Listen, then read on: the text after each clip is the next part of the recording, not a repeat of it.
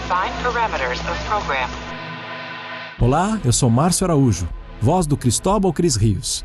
E você está ouvindo um podcast da Rede Track Brasilis.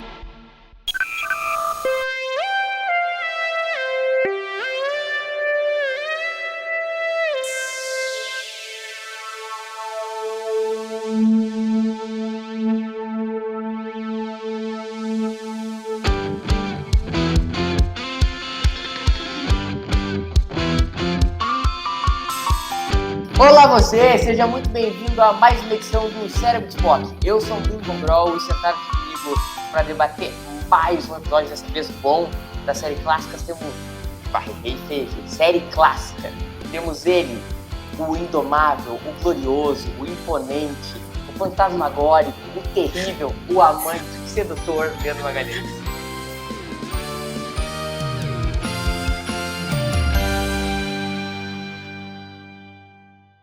É você, essas apresentações de lutador de boxe. Ele não cansa dessas apresentações. Eu penso, não, nesse ele não vai fazer, mas ele sempre faz. As apresentações de lutador de boxe. O sedutor é maravilhoso, né, Leandro? É. O sedutor. Porque não tem uma pessoa que passe, ouça esse podcast, não seja seduzido por tamanha, né, garbo e elegância. Faço uma ideia. De um sujeito como Leandro Magalhães. Enfim, com muito garbo e elegância, óbvio que não tanto quanto o Leandro, que é impossível, acho que nem Deus tem tanto garbo e elegância quanto o Leandro Magalhães. Temos aqui duas convidadas especiais maravilhosas hoje. Uma, vamos por ordem de... Eu fiz a bobagem de dizer que eu vou fazer ordem de alfabeto, agora eu vou ter que calcular quem vem antes no alfabeto. M. Então é a Mariana Gamber. Fala, Mari! Olá, pessoal, um prazer estar aqui novamente para falar sobre a série clássica. Obrigada pelo convite. E também a Roberta Maná. Fala, Roberta. E aí, galera, obrigada pelo convite. Vamos lá para mais a Máquina da Destruição. Roberta é da casa, já tem mais podcast que eu já no Cérebro Spock. Leandreixos, Magalhães, o sedutor. Qual episódio eu vou falar hoje? Hoje vai ser The Doomsday Machine, escrito pelo Norman Spinrad, dirigido pelo Mark Daniels e exibido em 20 de outubro de 1967. Sabe o que aconteceu dia 20 de outubro de 1967, Leandro? Certamente é algo do Grêmio, ou dos Beatles. Não, nada que eu me lembro quando eu vi que eu tô em 67. Então tá. Então tá. Vocês estão com Netflix apostos aí? Vamos lá, então. Bom, o pessoal aí em pausa também em casa, né? Todo mundo... Aqueles que forem acompanhar a gente efetivamente com o episódio, né? E quando você quiser contagem regressiva, é só falar. 1, 2, 3, vai. Play. Enterprise vindo pequenininha. Vai passar aqui... A abertura de todos os outros 108 milhões de episódios. Essa aqui é bem longa, é a passada dela. E agora mudou pra ponte. O pessoal se localizar aí. É um baita episódio, mas já começa errado quando é a Uhura de oficial de comunicação. A Uhura, ela tava indisponível porque ela tava com algum compromisso que ela ia cantar algo em algum lugar. Eu não tenho detalhes a respeito, entendeu? Mas ela tava indisponível para esse episódio e colocaram a Elizabeth Rogers como Lieutenant Palmer essencialmente no papel que foi escrito para a Uhura de comunicações. Então, eu entendo que é alguém da equipe da Uhura que estava aí no turno dela. A exemplo do episódio anterior da Apple, vocês não acham que o Kirk tá meio gordinho nessa roupa? Ele tá meio acima do peso. Eu acho, Roberto. Eu nem sei por que eles botaram esse uniforme horroroso. Eu não gosto desse uniforme dele. Mas ele de vez em quando aparece. Mas, uniforme, ele é parecido com o do Enemy Within, mas não é idêntico.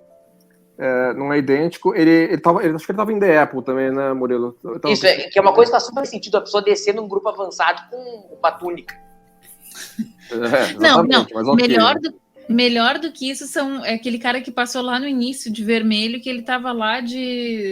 Só um detalhe, essa passada, tá vendo que o Kirk passa pela ponte na frente da tela dele, é inédito, nunca tinha sido feito. E foi um negócio meio complicado de câmera, de setup, porque a câmera ia passar na frente da tela principal da Enterprise, e eles precisavam mostrar o conteúdo da tela. Hoje isso é facílimo, você mete lá a computação gráfica. Na ocasião, eles tiveram que fazer uma retroprojeção das estrelas num painel para poder dar alguma coisa, né? Olha, que legal. E, Roberto, pode voltar a Esse falar. ângulo nunca havia sido mostrado. Roberto, pode voltar a falar aí do Kirk, sua túnica, onde ele está gordinho. Não, foi antes disso, bem no início do episódio, numa das primeiras cenas, que daí tem um cara que ele passa com uma coisa que parece um roupão de banho vermelho. E aparece mais de uma vez nesse episódio, tipo, um roupão de banho vermelho. Eu acho muito interessante aquilo. Depois tem um cara na sala de comunicações com roupão de banho. Eram uns uniformes mais técnicos, né? Do pessoal que seria mais de manutenção. Isso. É aquilo que se estabelece. Da Enterprise. Esse é um episódio que ele ganhou muito com a remasterização, porque os efeitos ficaram bem legais, especialmente da Constellation danificada. Sim. A Constellation danificada originalmente era um modelo da MT, daqueles modelos de montar que eles compraram por $3 na loja e modificaram danificaram ela, né? Colocaram o SS Constellation no casco. E tocaram, essa aqui, ó. A gente fotografa assim assado e é isso aí.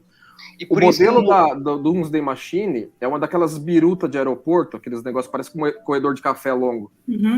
Parece um cone de sorvete, né, o negócio. E, assim, o Norman Spinrad, o pessoal achou meio tosco, mas falou, bom, mas é o que dá para ter, assim, tal, porque eles estavam muito preocupados com a questão de orçamento desse episódio.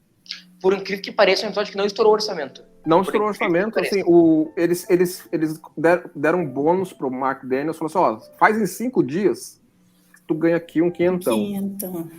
E aí a coisa foi meio assim, aí ficou apertando todo mundo, foi em 5 dias, mas foi uma filmagem meio... Agora, na remasterização, parece que foi um dos que mais teve que remasterizar efeito visual. Os efeitos ganharam muito, porque ela quase nada aparece de detalhe na original, e aqui a gente tá vendo com bastante detalhe. Só um parênteses, Leandro, você sabe por que é 10, 17 o número de configuração da nave? É porque é os números da Enterprise assim, misturados. Exato. Para ficar um pouco parecido, mas não igual, o mesmo número. Não, mas era uma questão de necessidade, né? Para eles terem os números que eles tinham. Então. Lógico, eles utilizaram a grafia que eles tinham ali, né? Mário, o que tu acha desse episódio? Eu gosto muito. O que eu acho interessante nesse episódio, porque assim, a minha visão que eu tenho do Kirk é o cara garanhão, então ele tá sempre atrás das menininhas, e aí aquelas lutas em que rasga a camisa e não sei o quê.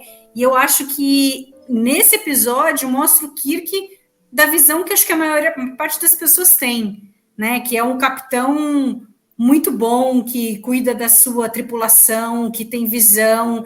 Então, ele tá super centrado no episódio inteiro, não tem gracinha, ele não tá dando em cima de nenhuma mulher, né? E ele vai para Constellation, e ele tá trabalhando ali, quer dizer, só tem 5 caras, né? O Scott mais 3 ali para consertar alguma coisa, e ele bota a mão na massa. Então, eu acho que é muito legal, é um episódio que faz muito pelo personagem do Capitão Kirk. Eu gosto bastante.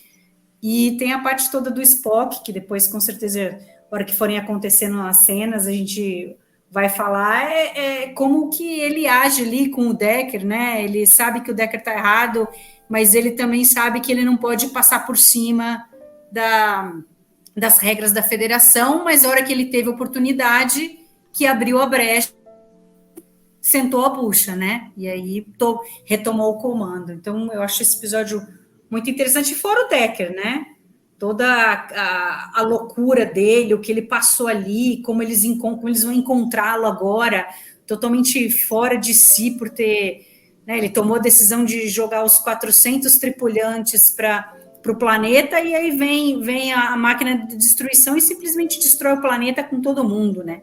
Então, imagina a cabeça do cara nesse momento, como ficou. E toda a construção dele ao longo do episódio é muito boa. Roberta, te convence a Institution por dentro? Com uma nave, tipo assim, arrebentada?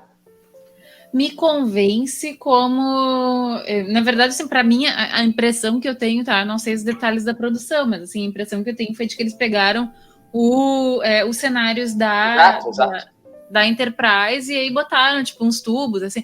É que, na verdade, claro, assim, hoje a gente vendo isso, chega a ser cômico, né? Tipo assim, parece umas coisinhas de plástico, né? É tudo muito, muito tosquinho, assim, a gente vê. Mas eu acho que tá bem feita, assim, uma nave que tá acabada, e isso, inclusive, eu acho que dá muito, muito espaço pro Scotty né, brilhar muito, assim, então eu gosto muito do Scotty nesse episódio também. É o episódio favorito do James Doohan. É mesmo? Bem lembrado, é o favorito dele. É interessante isso que você mencionou, Roberto, porque uma das coisas que foi, acho que inclusive sugestão do Roddenberry, foi que eles estabelecem, é isso que o Scott acabou de falar, inclusive, eles vão aí para uma sala auxiliar de controle da Constellation, porque o Spock fala, ó, a ponte está totalmente destruída, ou seja, eles escrevem para fora a ponte da Constellation e fazem com que a ação ocorra nessa sala auxiliar, para não confundir quando a cena muda para a ponte da Enterprise, porque se ficasse mudando de ponte para ponte, ficaria visualmente repetitivo, o pessoal poderia se perder. Então o Roddenberry falou assim, ó, pensa numa alternativa cenográfica àquilo que a gente está pensando Isso fazer. Faz sentido até no que vocês estavam falando, de ter que gravar o episódio em 5 dias. Sim. Porque se tivesse que gravar em 5 dias, você não ia conseguir, tipo, manda todo mundo, estraga, né? Tipo, refaz todo o cenário para deixar estragada a ponte, aí tira todo mundo, bota a ponte normal de novo, isso não ia dar conta, né? Em 5 dias de fazer tudo. Não tem cenário repetido, né? Na Enterprise só mostra a ponte e a sala de transporte, e na Constellation mostra essa sala de controle auxiliar e a engenharia. Eles não mostraram a engenharia da Enterprise. Essa psicologia cowboy do Kirk, o cara tá morrendo e o Kirk exatamente, né? Ele fala assim, toma jeito, toma jeito. O cara tá morrendo. Só falta um tabefe assim na cara, pleft, acorda. Até uma coisa que meio chocada. É que assim, o Kirk, ele tá com um senso de urgência, porque o negócio aí tá ficando sério. Mas ele precisa levar em consideração como é que, primeiro, acalmar o cara, né? Assim, é um bom trabalho. Né? O ator que faz o Decker, né, o William Windle, ele era um ator bem renomado. Eles pegaram o personagem foi escrito porque a NBC queria alguém, ó, isso aqui é um bom episódio para pegar alguém de renome. Então capricha bem no papel do Decker que isso vai ser legal. Uma das coisas que acho que o Gene Kun, por exemplo, ele sugeriu que o Decker morresse, porque num dos tratamentos iniciais o Decker sobreviveria. E eles quiseram dar uma morte, tipo assim, tipo de Moby Dick, entendeu? Porque o roteiro tem muito do Moby Dick, né? Sim. Entendeu? E o Decker é meio que o Capitão Ahab aí.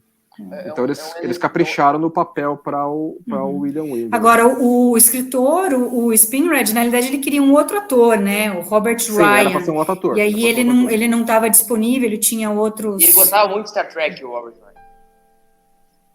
Ele estava querendo fazer o papel. Sim. Nessa época você já estava esbarrando com atores que estavam assistindo a série. Não era um negócio que da primeira temporada que ninguém conhecia, ninguém sabia o que era, né? Roberta, mas vocês não acham, só para perguntar se vocês não acham a atuação dele meio canastrona mais pro final, assim, nesse momento, sabe, no início do episódio eu compro, mas mais pro final vocês não acham meio canastrão, assim? Ele tá muito transtornado, Roberto. Assim, eu acho que isso que você tá falando é válido mais pro final, porque a intransigência que ele fica em tomar o Enterprise e fazer o mesmo erro que ele tava fazendo. Sim. Que, assim, não era com força bruta crua que eles iam derrotar o treco. Eles precisavam pensar um pouco para daí usar a força.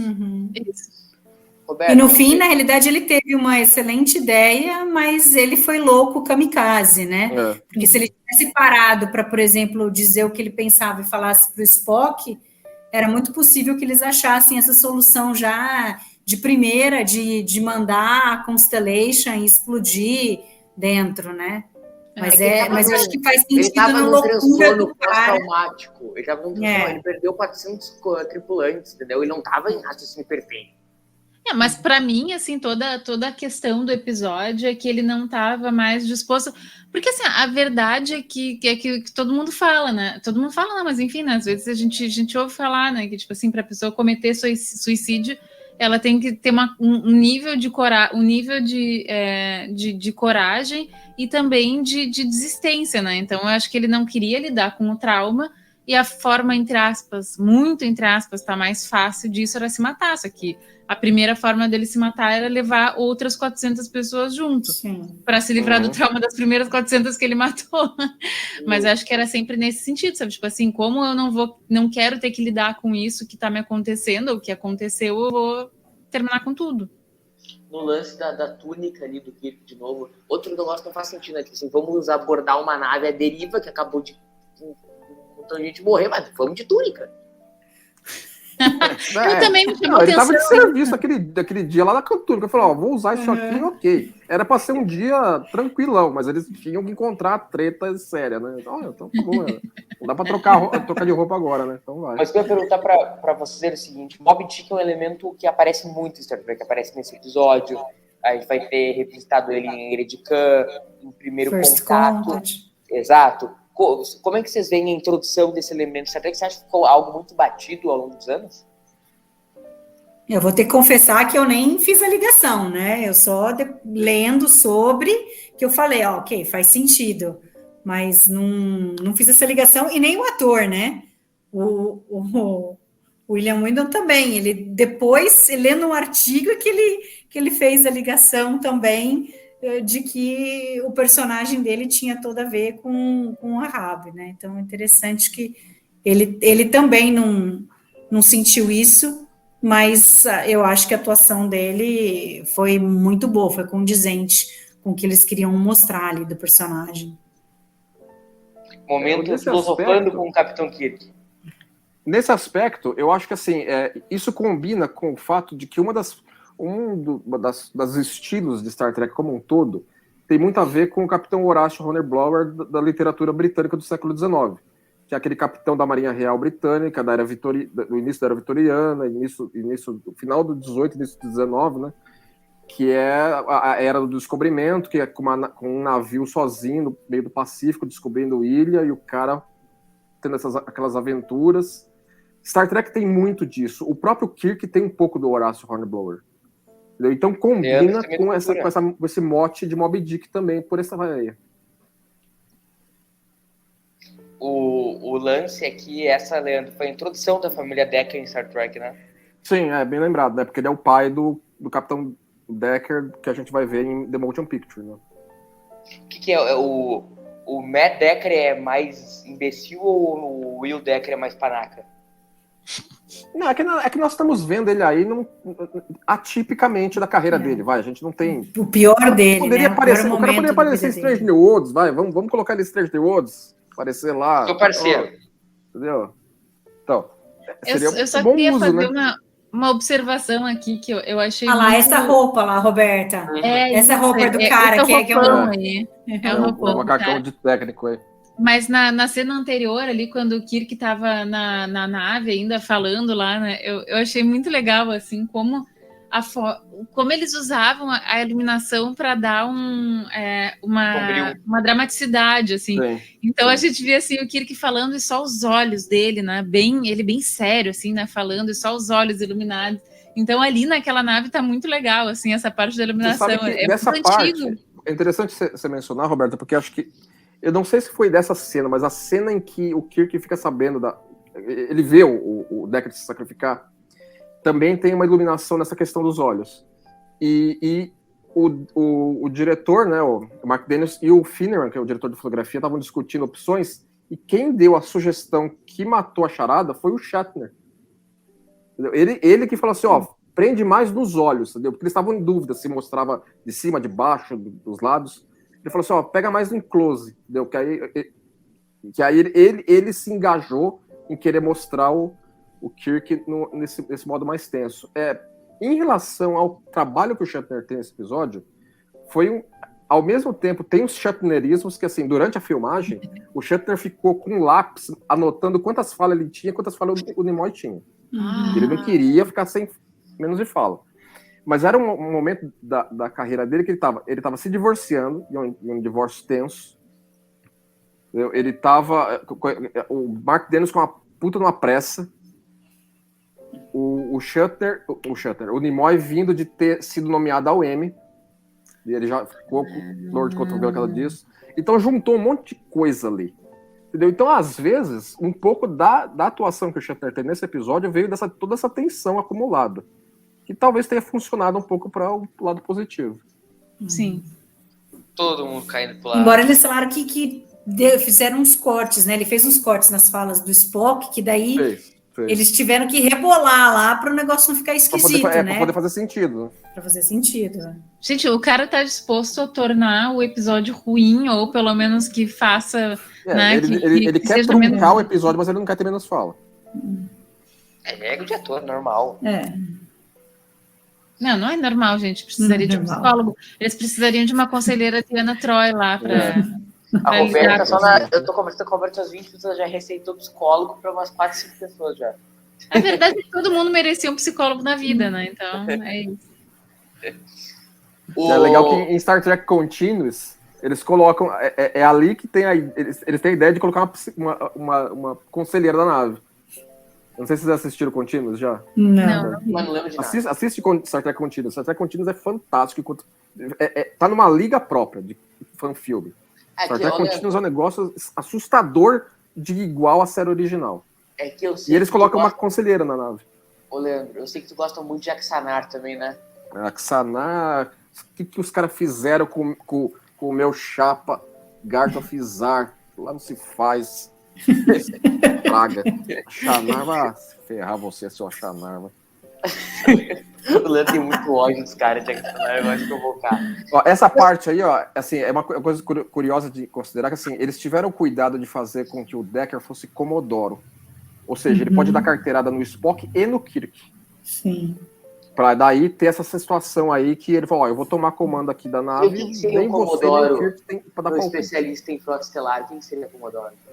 Ele é o primeiro cargo de almirantado, na escala de almirante que a Marinha Real Britânica usa. É o negócio mais que a Marinha Britânica usa em países do Commonwealth. Tem tradição naval britânica. Então Nos ele Estados é um Unidos acima do capitão. é equivalente a contra-almirante. Então ele é um acima do capitão. É um acima do capitão. Entendi. Então, vocês não acham que o Matt Decker tem uma barbiche de bêbado? Mas o cara tá ali os dias sem... Eles quiseram dar um aspecto zoado pro cara, claro. O cabelo todo meio desarrumado, essa barba, eu acho que cai bem ali. Sujo, né? Ele tá com cara de sujo também. Uma coisa curiosa é que, assim, agora que a gente chegou nesse momento aqui, eu assisti esse episódio, assim, o normal agora, né, que a gente tá vendo, e eu assisti hoje, não foi ainda hoje, a versão dele da AIC Brasil, a versão gravada da TV Bandeirantes, com a dublagem original brasileira, não a dublagem moderna. Eu tenho 7 episódios de Star Trek Original Series com a dublagem tradicional. Mas tem a fita da época? Não, a fita, tá digitalizada, né? E a dublagem original. A cena que o Decker toma conta da Enterprise não tá nessa minha cópia. Eu acho que eles cortaram. Porque o episódio tem 43 minutos quando foi ao ar no Brasil. E a gente tá vendo uma cópia com 50.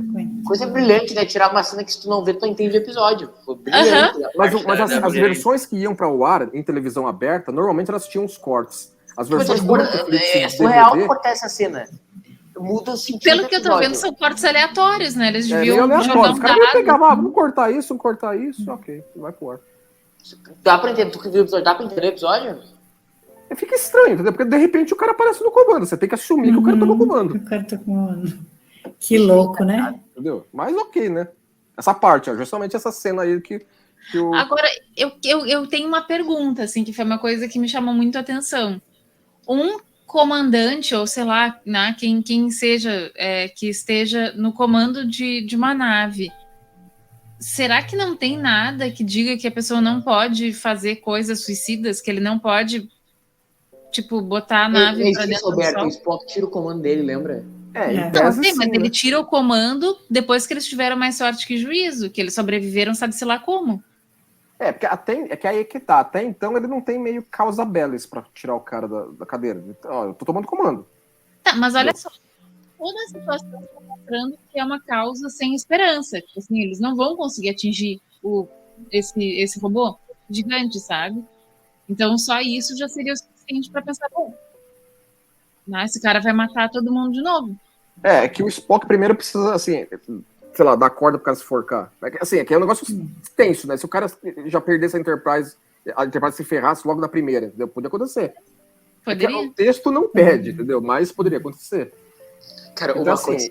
Não, e é quando também o Concordo. Kirk joga o negócio e fala, não quero saber, a nave é minha, eu que sou o comandante, Esse você é o ponto. esquece, o Spock é que vai mandar aí, pode sair da cadeira e acabou, entendeu? Não, Ele e mais um discute com ponto. o Kirk, como ele vai discutir, entendeu? Gente, Porque aí o se Kirk fosse já, o Kirk assim, na apesar cadeira- de mais baixo, ele é o Se capitão. fosse o Kirk na cadeira, nunca queria ceder, mas antes que ele ia dar um soco na cara do Matt Decker. A dinâmica ia ser totalmente diferente, entendeu? Sim. Não, funciona tudo isso muito bem porque o Kirk não tá aí, É. né? Porque a hora que ele vê o negócio e consegue se comunicar com eles, ele Não, e dá o um McCoy- basta na loucura do cara, né? O McCoy faz uma situação meio Kirk, ele se emputece, ele basicamente fala que ele quer fraudar o exame do cara, né? É isso que ele disse pra... Assim, arruma o jeito, viu? Mas é a coisa ele mais também engraçada, né? Porque o McCoy, ele decide que não vai fraudar o exame do cara, mas ele fica exigindo que o Spock, tipo assim, o McCoy não quer ir contra as regras, mas ele fica exigindo lá e sai puto com o Spock. Porque o Spock não quis também fraudar as regras, né? Muito engraçado isso, como é fácil, né? Dizer assim, não, é contigo, tu vai lá pro tribunal. Não, isso aí vai todo pra ser pinta Covid. Essas tomadas todas, né, de combate da Enterprise contra a Doomsday Machine ficaram bem legais. Que era inviável fazer com esse nível de qualidade na época, lógico. Né? Eu me identifico com o toque do Commodore Decker de fazer ficar tudo sempre com um troço na mão. Fica com os disquetinhos, né? Isso aí foi uma coisa que o William Windom quis colocar, assim, uns toquezinhos do cara meio bem, assim, pra mostrar que ele não tá 100% da casinha, né? Não, tava mal das pernas. Vai ter um momento aí que a Constellation vai dar uma chacoalhada e o Scott vai sair rolando pela ponte, que não é filmado do episódio, é de Tomorrow and Yesterday. Aquele que ele gruda na grade e tal. Que eles tiveram que pegar de outros, que nem deu tempo de filmar tudo que eles precisavam. Os caras gravaram loucamente, mas o interessante é que faz todo sentido o Scott conseguir consertar a nave, porque ele conhecia a Enterprise mais pra frente. Então, como era basicamente a mesma nave, o mesmo modelo... Foi a primeira vez na série que colocaram uma outra nave da mesma classe, né? Isso vai acontecer mais pra frente em episódios, mas essa foi a primeira vez que eles fizeram isso. Cara, é muito suicídio esse cara, mano. Então, assim, vão pra morte, entendeu?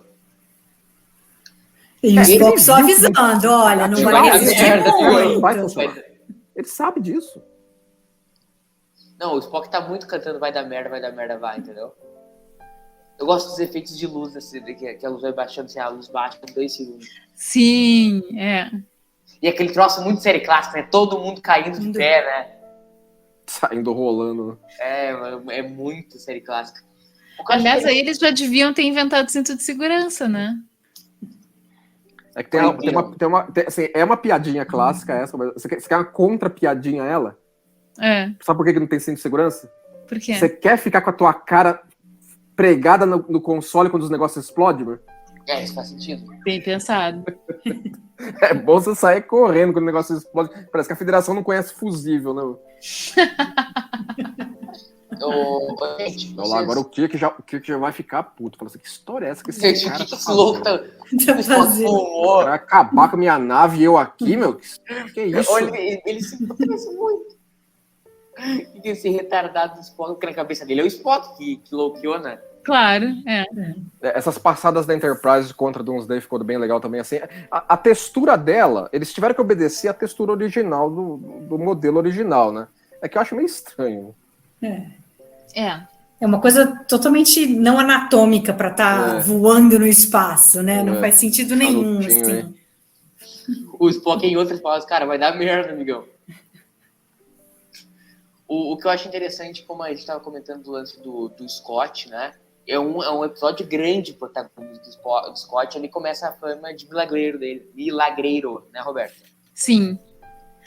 Eu acho, e eu gosto desses... Porque, na verdade, assim, a gente fala, né, de Voyager e não sei o que tem muito tecnobabble, Mas aqui também tem um monte de tecnobabble, mas são uns tecnobabble que eu acho tão bonitinho. E aí eles ficam dizendo, não, então tem que repassar, não sei o quê, e, não sei, e daqui pra cá. Eu adoro isso daí.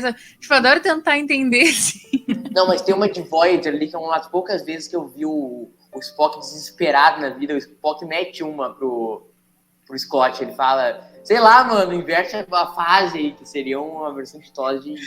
Isso, do teleporte, né? Na hora do o teleporte. Spock dá uma desesperada, ele fala, sei lá, qualquer coisa. O disquetinho na mão do Decker. Foi algo intencional, não foi, Leandro? Foi intencional. O William Windle que teve essa ideia. Esses disquetes, aliás, da Enterprise são muito bons, adoro. É muito parecido com o disquete dos anos 80 e 90, nosso, né? O nosso só não era colorido. Agora eu vou chamar vocês todos. Agora o Spock tá começando a ter razão pra, você toma teu tento aí que eu vou te botar na cadeia, mano.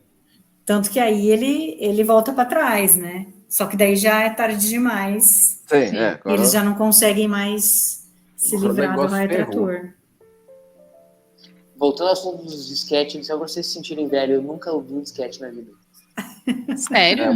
Você é daqueles que só viu o disquete no botão de salvar, né? Não, e teve. E tinha um outro disquete tão grande ainda, né? Tinha. Os primeiros. Acho legal esse efeito da Enterprise meio deriva, que desesperado, acho uma boa cena. Assim, eles fizeram ajustes na escala do Doomsday Machine aí, porque nas tomadas originais, quando a cena da nave auxiliar do Decker entra no Doomsday Machine, a Doomsday Machine, em relação ao tamanho da nave auxiliar, parece que é do tamanho da Enterprise do Doomsday Machine. Aí quando a Enterprise, a Constellation tá pra entrar, aí a Doomsday Machine tem uma escala 10 vezes maior. Entendeu? Assim, eles tiveram que fazer uns ajustes pra remasterização. Porque as escalas não batiam no episódio original. Porque no início do episódio eles começam a dar umas dimensões, né? Não sei quantos quilômetros, não sei. Sim, eles falam que o negócio é gigantesco. Entendeu? E aí quando aparece, não parece ser tão gigantesco. Um perto do outro, não parece que tem essa escala. Olha lá as quedas. As quedas lá. Acho que essa cena aí é de Tomorrow's Yes, se eu não me engano. Uma delas é. Eu gosto do sofrimento na cara do Kirk. Eu também. O Kirk trabalha bem nesse episódio, né? Ele tem que improvisar uma ponte e ele próprio comandar ela, né? Mas olha só que legal essas sombras aí que eles fazem, né? Muito bom. A iluminação ficou bem assim, mostrando que o local está danificado, mas iluminado bastante para você ver as nuances da atuação. E ainda assim dando uma dramaticidade, né? Porque tudo que eles estão vivendo lá é muito dramático. Tipo, quando ele consegue ver a imagem, ele vê a Enterprise. Eu gosto do Tremelique. O carinha lá fazendo... se chacoalhando. É muito bom, é muito bom. Uma coisa interessante é que esse episódio, a gente tá falando do lance da premiação do Spock, né? Ele foi um dos poucos episódios de Star Trek indicado ao prêmio Hugo de 68, né, Leandro? Ele foi um dos indicados. Foi um episódio que agradou bem já na época, entendeu? O pessoal gostou muito, né? Olha aí, vai dizer que não tem dinheiro no futuro. Eu pensei nisso também, Murilo! Vários episódios eles já citaram, né, os créditos. Eles não falam crédito federado, mas a gente já sabe que é crédito federado hoje. Ele fala nominalmente que o Scott justificou o salário dele. Sim. Então é algo nessa vibe. Uma coisa que me chamou a atenção. Mas é que o salário dele podia ser crédito lá na maquininha de tirar comida. Com certeza. Uma coisa que, assim, que é interessante também a gente ressaltar nesse episódio, a trilha sonora incidental desse episódio é muito boa. É muito boa, eu acho que ela é um pouco repetitiva, mas ela é excelente, tem temas muito marcantes. Ela chama atenção, sabe de quem que é? Eu tenho até... Fred, quantos lá, o George Stein. Só o Kaplan foi o... Bem feio. Mas muito boa. Uma coisa interessante de comentar é a insígnia do Commodore Decker. É aquele negócio da época que cada nave tinha sua insígnia. Tá. E uma coisa que me chama também a atenção agora revendo assim um pouco tempo, que eu me dei conta. Porque assim, eu tinha achado esquisitíssimo que de repente a Enterprise estava a 13, 14 horas de distância do Kirk, né? Da nave lá do Kirk. E aí eu fiquei pensando assim, mas será que é porque eles andaram, sei lá, em dobra, e agora estão sem dobra, estão só no impulso? Mas não, pro Kirk ter conseguido atirar na máquina, no robozão, quer dizer, eles estavam perto um do outro. Teria que ser relativamente perto. Né? Porque tem uma hora que a Constellation fica à deriva de estava sendo rebocada. Aí ela não está mais. Mas aí a Doomsday e a Enterprise continuam indo embora. Continuam indo embora e ela fica. Mas agora... Agora tá relativamente perto. Nunca me incomodou muito. Agora o Kirk se emputece. O seu lunático! Que história é essa? Não gosto nada disso, não. Porque ele dá uma mijada no Spock, né? Ele é o Kirk do comando, ele é mijar. Ele já vai com os 2 pés no peito já, né? O seu lunático responsável por destruir a minha nave. Essa frase é muito boa. E eu gosto da possessividade do Kirk Enterprise. É a minha nave, entendeu? Não é da FD, é minha. Olha lá, ele segue nos olhos do Capitão Kirk. E aliás, pra vocês verem que o sangue nos olhos... Do jeito que ele fala, fala aí. Ele mostra... Assim, mas vem aqui. Vem aqui na cadeira falar, vai. É muito boa essa cena, cara. Ela tem um humor, tipo, eu começo a cena aí do lance do Comodoro, não é aquele humor escrachado, né, gente? É um humor quase que involuntário. Sim, porque é consequência, até um pouco uma consequência das partes inusitadas de todo esse drama. Toca desse jeito, ele não é escrito pra ser, né, mas ele fica com ar irônico. Cara, é muito engraçado essa parte. O Kirk quase diz, cara, tira esse louco a tapa daí. Mano, não quero saber o que vocês estão fazendo aí, não, mano. Vai. Dane-se a sorte. Não tô nem aí pro regulamento, cara. Tira a tapa. Saca uma arma e tem o cara coronhada. Ele olha pro lado, cruza a perna, ele faz uma cara muito boa. Não vai mudar a situação se olhar pro lado, filho. Vai, tchau. Será que eu vou ter que chamar aqui os Red Shirt pra te carregar? Se eu tivesse prendido ele, ou ele podia ter matado um, pelo menos, então o Red Shirt vai, vamos. Sobe esse pilantra daqui, vai, chega. Olha lá. É um olhar sedutor do Mad Dog. E essa questão aí assim, daquele negócio, Vulcano não blefa, né? Vem um pouco daí, né, também, né? Começou as parecidinhas, tipo do George Lucas lá no Ataque dos Clones, que Jedi não faz isso, Jedi não faz aquilo, Jedi não faz nada, né? Aí foi também. Vai falar, fica com teus disquetinhos aqui, vai. Pronto, resolvido o problema. Não, e ele queria ficar ali, né? Ele queria ficar ali. Pessoal, vai cuidar da cabeça. Vai a merda, meu.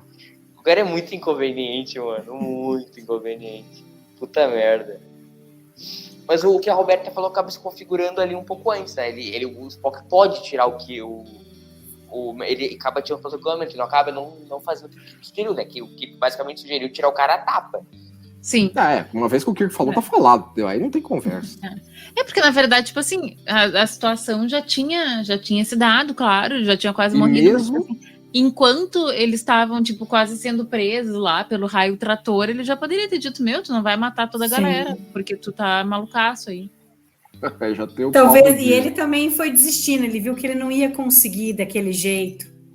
Talvez ele já tivesse, o Decker já estivesse matutando, fazer alguma outra coisa, né? Olha aqui, não, essa cena é muito... É muito bom, nossa, ri muito. Eu não gosto que o Kirk Fu já morreu pra si mesmo, entendeu? Toma. No último episódio que a gente gravou, Roberto, The Apple, o Kirk mete um golpe do Kirk, porque é o seguinte, o golpe. Ele se atira no chão, rola e ele dá um... O que é que ele dá no cara lá, o Leandro? Aquela que ele se abaixa, qual é o golpe que ele dá lá, ele faz tipo uma alavanca com o pé, assim, cara. Ele se atira no chão. Isso vindo de rolar, né? Não, só que rolando, ele desvia do cara, se atira no chão, dá um rolinho e dá uma lambreta no cara ali. Mas o melhor golpe do Kirk Fu é aquele que a Roberta tava aqui no Simores e Yesterday, que ele dá um peixinho no cara. Era o que eu ia dizer, nossa, eu adoro. Ele vira um ariete humano. Né? Ele é tão foda que ele vira um ariete humano. Então ele se joga e aí 2 caras pegam ele, se desequilibram e caem e ficam lá desacordados, assim. Ele é muito bom, gente. Mas, cara, esse também do tempo é maravilhoso, cara. Ele se atira, dá o rolinho, dá por busca. O cara nunca ia esperar um golpe daquele, entendeu? É óbvio que é um golpe matador. O cara vai se atirar. Ele ganha no pela chão. surpresa. Exatamente. Porque como é que vai pensar que um retardado vai se atirar no chão pra dar uma alavanca pelo chão? Entendeu? É um negócio muito magnífico. É muito espetacular, entendeu? Cara, eu fico imaginando quem era o cara que fazia as coreografias. Essa cena aí eu achei que assim, a nave auxiliar ficou um pouco fora da escala em relação à Enterprise. Ela ficou muito grande, saindo do hangar. Olhando de dentro, né? Já pelo lado de fora já não é tanto. Ó, aí já tava uma escala um pouco mais adequada. Mas acho que a remasterização pecou um pouco na escala, dentro do hangar. Criou um ruído pra mim, porque é muito fácil pegar uma nave e vazar, né? Não tinha nenhum código, nada, ele podia... A gente tem que racionalizar que o Commodore, sendo Commodore, ele tinha lá uns passwords super duper dele, entendeu? Bem Mas na nave dos outros... Na nave da frota, porque assim, ele é equivalente a contra-almirante, entendeu? É uma nave da frota, não é só nave do... Eu achei maravilhoso que o cara sai com a janelinha fechada. Aí depois ele abre as janelinhas, né? É só pra doer menos na hora de morrer. E é legal que isso aí é uma Galileu, né? Ó, uma Galileu já se ferrou em Galileu 7, né? Aí os caras batizaram, compraram, a frota forneceu uma nova Galileu. Aí vai se ferrar também outra Galileu. Vai pra vala já. O ideal é não fazer Galileu. É melhor não dar nome de Galileu pra traz maus agouros. Cara, você vai pensar assim, tudo bem, ele acabou fornecendo a solução, mas foi meio sem querer, né? Ele foi meio idiota. Ele só queria se matar. Que ele não considerou a baixa potência que uma nave auxiliar teria enquanto capacidade de explosão da nave, entendeu? Essa ideia foi boa, mas... Ele teve a ideia de explodir por dentro, porque ele falou, se a gente não consegue atingir por fora, vamos atingir por dentro, ver o que acontece, né? Mas não foi suficiente, né? Mas foi bastante para eles terem a ideia. Se prezou pelo episódio que o Kirk tinha um relacionamento prévio com o Decker, né? Parece que eles eram amigos. O Spock fala, quando ele morre, primeiro que o Spock fala, e tipo, fala, que é estabelecido que, assim, capitães, né, assim, eles meio que deve ser um grupo, assim, um conhece o outro, entendeu? Tem um grupo do Zap. De exercícios, entendeu? Zap. É a turma, tem um grupo do Zap, capitães da Constituição. O cara tem um bom relacionamento lá, né? O network é forte. Tu acha que tem? Gente, e as caras dele agora? A cara dele é ótima. Tá ficando cada vez mais perto, ele vai ficando cada vez mais noiado. Os episódios do Mark Daniels, normalmente os caras fazem uma atuação bem over, assim. Ai, muito bad, é muito bad. Aí eu me perdi. Aí, ó, essa cena aí, ó, a nave auxiliar tá com uma escala melhorzinha em relação a Doomsday. No original, a nave auxiliar é enorme em relação ao tamanho da Doomsday. Só voltando ao assunto ali, Leandro, tu acha que tem o grupo de Zap dos capitães da Constitution? Com certeza. Um pessoal da fina flor, né? Não é qualquer um que vai tripular essas naves nessa época, né? O Lower Decks já faz a brincadeirinha, né? Que a Freeman queria ir lá na festa lá dos capitães e não deixam ela entrar porque a nave dela não... Você não tá... Você tá abaixo, o nível abaixo. Você não faz parte desse grupo de WhatsApp, não. Lá no início que eu falei, o que era brother dele, entendeu? Ele fica malzão. Ele não fica malzão com side shirt. No Depa, os caras morrem e tá lá tomando vinho. Entendeu? O Matt Decker, ele fica bem chocado com a morte do cara aí. Tanto que o Spock fala aí, ó. Aí depois o que vai acabar se ligando. Cara, eu acho esse final de episódio redondinho, muito, muito bom. O passo dele é muito bom. Porque, assim, essencialmente, ele é um bottle show. É daqueles episódios que é só dentro da nave. Tudo bem que tem 2 naves, mas é só dentro da nave. E o ritmo dele é assim, ele não desacelera em momento nenhum. É um episódio que acaba que não me cansa nem um pouco. Se for ver o papel da Tenente Palmer, é basicamente a Uhura. Daria pra ser a Uhura perfeitamente ali, porque é bastante técnico, né? É só questão de comunicação da nave, tudo mesmo, né? Não tem nada em particular a ela, enquanto personagem. Ela voltaria num episódio que é uma das coisas mais lamentáveis já feitas de Star Trek, que é The Way of the Evil. a Tenente Palmer voltaria pra esse episódio que é melhor, sei lá, morrer do que ver de novo. Ai, adoro. Olha Olha aqui aqui. agora. Momento eureka. Agora, ó, É. essa questão também tem uma questão sublinhada que esse episódio trata, que assim, o Kirk tá falando assim, a gente vai ter uma capacidade de detonação muito maior com o motor de impulso da Constellation. Que assim, ele até comenta no final, né? A gente vai chegar lá. Que o equivalente a uma arma de destruição em massa nossa vai destruir uma arma de destruição em massa. Uhum. Entendeu? E isso conversava na época, que uma das outras coisas também que, além de Moby Dick, um ponto de referência desse episódio foi Dr. Strangelove, com o conceito de destruição mútua assegurada. Então, assim, o episódio queria conversar com isso também. Tanto é que no final do episódio eles vão endereçar isso. Gente, por que ele... Uma coisa que eu não entendi, o que ele fez foi basicamente acionar a autodestruição da nave? Não foi autodestruição propriamente dita, entendeu? O Scott, ele malocou o motor de empuxo, subluz, né? Assim, tava tão danificado que o Scott só precisou... Assim, ó, isso aqui segura os concertos que eu fiz. Ao você apertar esse botão, vai desligar o que eu fiz. Aí ele vai explodir por si só. Não, e aí o que a gente estava falando da coisa da comédia, né? Tem a cena anterior ali que o Kirk fala, não, 97, não sei das quantas lá, sei lá. Então, e aí o Spock fala 97, não sei quanto. Ele tem na ponta da língua. Então é engraçado esse tipo de brincadeira que eles fazem, assim, que é sutil, né? Você vai rir, mas não é aquela coisa, assim, escrachada, nada. E combina né? bem com a veia vulcana do personagem. Né? É aí que eles começam a estabelecer que o Vulcano tem esse preciosismo. Né? Qualquer número que o Vulcano tem que falar tem que ser precisão. Tem que ser, umas 4, 5 casas de decimal. Mário, o Kiki responde com uma certa ironia, assim, né? Ele repete o número com uma... 97, não sei quanto. Mas isso bom. Que o Leandro estava falando das armas de destruição, enfim, isso foi uma das coisas que mais me chamou a atenção justamente pela época desse episódio. Então eu achei uma coisa interessante assim deles mostrarem como pode perdurar, né? Porque eles no início do episódio eles estão comentando assim, quando estão começando a descobrir o que se passa ali, aí acho que o próprio Kirk comenta tipo assim, pô, mas se foi uma guerra que já aconteceu há muito tempo, olha como isso tem uma repercussão de longo prazo, né? Frente, o treco que eles construíram, seja lá que guerra aconteceu, ambos os lados pereceram. E o treco ficou rodando por aí. E aí no final também tem aquela coisa, será que tem outra? Será que essa é a única máquina de destruição que a gente vai encontrar? Parece um quadrinho de Star Trek que estabelece que a Doomsday Machine teria sido construída como uma arma anti-Borg. Eu nunca li esse quadrinho, entendeu? Assim, eu até queria ir atrás para ver. Mas depois também tem um episódio em Voyager que eles encontram um robô que tá meio destruído, daí a B'Elanna se apaixona quase, né, pelo robô, porque enfim, é uma máquina que é super...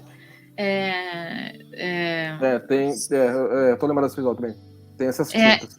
E daí ela consegue fazer o negócio funcionar, e daí eles se dão conta que é um robô que foi construído por uma civilização para matar os outros robôs e a outra civilização, e no final das contas as duas se destruíram, né, se autodestruíram, e os robôs continuam querendo fazer guerra, né? Então, no final das contas, acho que é uma homenagem. Conversa bem com esse episódio. Eu acho esse final de episódio maravilhoso.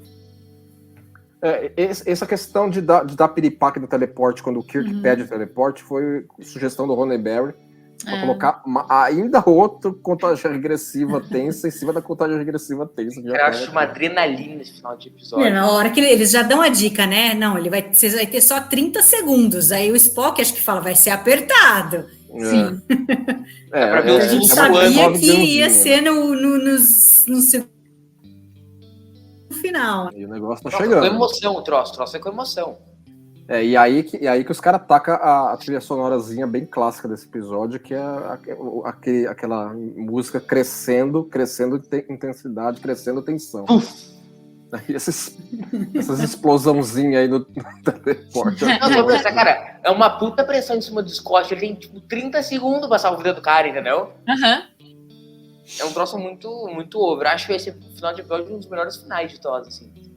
E o Dennis Durham falou que pra filmar dentro de um tubo Jeffries era chato pra caramba, entendeu? E ele teve que fazer um monte de correria ali dentro, escorregando. Os caras metendo essas faíscas do tubo e ele no meio do tubo. Olha lá, o cara, o Spock. Tem que inverter a fase. O Spock é uma das poucas vezes que o Spock é desesperado, assim, né? Com a situação. Porque ele fala, Sr. Scott, vamos lá, meu filho, dá o teu jeito, amigão. Olha lá. E aí, e esse teleport que não sai, mano? Não. Eu tô esperando Agora, o legal. os 30 segundos aí se multiplicaram as 3 vezes, né? Vamos, mano. Cara, mas eu gosto muito do humor do Kirk nesse episódio, na cena que ele fala, senhores, acho que seria legal vocês se transportarem. Tá ruim, tá difícil. Agora é um momento bom. Tô topando aí. Eu não quero incomodar vocês, mas acho que seria legal. Esse efeito é bacana. Apagou o fogo aí. Sossega o fato. E aí eu supus que depois disso eles vão chamar a frota para desmontar essa bagaça toda. Pode deixar esse troço rodando por aí também. Né? Vai que ele reanima de novo, né? A Serrix da época aí rebocar o troço. Né? Eu acho que esse tipo de cena seria um tipo de cena legal pra ver uma demonstração de emoção do Spock, sabe? Tipo de comemoração na ponte, entendeu? Pô, deu, entendeu? Olha lá, o docinho de padaria aí ficou à deriva agora. Docinho de padaria. Eu tava achando que era um cone de sorvete, mas docinho de padaria cai bem. Parece aqueles recheadinhos com doce de leite. Eu gosto muito dessas cenas finais de piadinha do episódio, mas essa é um pouco fora do tom, tipo assim, foi um episódio super tenso, depois toca a trilhazinha de comédia no final do episódio. Isso não tem isso. Quer dizer, tem a cena de tag aí, Cristão, mas... Exato, isso que eu tô falando. Você viu aquela resenha? Outra tomada ao longo da ponte. Você vê que eles até colocaram a Doomsday ainda na tela. Né? Então são quase... Então aí o que vai fraudar o Jack? É isso! Isso daí. E aí eu fiquei pensando nisso, né? Quantas vezes os caras devem ter feito merda, a gente não ficou sabendo o porquê deles terem feito merda e nem saber a situação toda que pode levar a merda pra tentar evitar a merda da próxima vez, porque os caras fraudam, porque os caras mentem pra caralho. Aqueles exageros. A gente tira um detalhe aqui, outro detalhe ali, tá tudo bem. Como diria o Spock, eu não menti, eu exagerei. Exatamente. Vamos todo mundo pra casa, vai que já ganharam o dia hoje. O finalzinho clássico de esse é mais um dia de trabalho. Leandro Magalhães, o nosso quadro. Então, como teria sido esse episódio na Kelvin Timeline? Igual. Porque a Doomsday Machine tá rolando por aí, entendeu? Tá milênios aí, detonando coisas que encontra pelo caminho. Então é só a Enterprise encontrar com ela. E a Constellation também, né? Porque assim, pode ser que a Constellation não estaria envolvida na história, poderia ser uma outra nave federada. A Enterprise podia encontrar ela a primeira nave a encontrar ela, entendeu? A dinâmica poderia ser diferente, mas o Doomsday Machine tá rodando. Bom, mas uma coisa interessante desse episódio em relação à tela, eu acho que esse é um super episódio de escala de filme. Esse daria um bom filme. Sim. Daria um filme bom. Porque daí você pode aprofundar muito nessa questão aí da máquina de destruição. Sim. Por sendo filme, daria para ter alguma sequência dos caras indo a bordo dela. O que esse episódio nunca pôde endereçar. E antes também, né? É que aí, se for antes, acaba meio que a graça de ver deles encontrarem o Decker, mas... Poderia ser... Vamos dizer assim, o teaser do filme, os primeiros 15 minutos do filme, poderia ser a Constellation tentando detonar o treco. Poderia. Aí estabelece a situação do Decker. E aí a gente não sabe o que aconteceu com ele. Aí eles vão entrar na Constellation vazia e vão achar o cara ali. Mas eu também achar bem massa conhecer, não conhecer, mas enfim, saber um pouco das civilizações que criaram essa bagaça aí. Também. E a situação em que ela teria mais tempo para desenvolver isso aí também. E a situação em que a máquina pirou total e saiu aí causando inferno. Dica, Alex Kurtzman. E ver um Decker antes do trauma, né? Como que ele era como capitão ali, né? Não, mas eu realmente acho que seria excelente. Muito obrigado pela participação, Roberta. Muito obrigada pelo convite, gente. Me diverti muito nesse episódio e com a presença de vocês. Promete que você vai voltar ainda nessa temporada. Vou voltar nessa temporada. Muito obrigado, Maria. Podem me convidar para um episódio bem ruim no próximo, já que vocês já me convidaram para 2 ótimos, podem me convidar para bem ruim para me divertir um pouquinho. Você vai fazer aquele do Dia das Bruxas, sabe? Aquele que é lamentável. Quero que ser o próximo. Vai lá. Tá bom. Mari, muito obrigado. Nada, obrigada a vocês. Adorei estar aqui de novo, porque daí vocês me fazem assistir a série clássica. Outra que apareceu de novo, a Mari apareceu no começo da primeira temporada, depois artista, né? Não.